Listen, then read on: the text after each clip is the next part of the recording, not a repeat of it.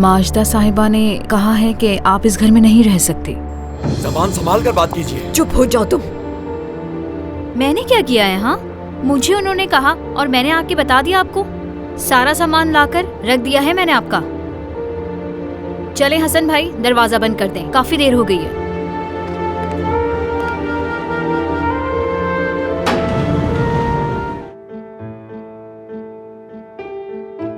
शुक्रिया फाजिल। यही वो जिंदगी है फाजिल जिसके तुम हकदार हो। ये सब तुम्हारा है। तुमने आज तक अंदाजा ही नहीं लगाया कि तुम कितने काम के आदमी हो, लेकिन आज तुमने करके दिखाया कि तुम काम के आदमी हो। बादशाहों की तरह रहूंगा यहां।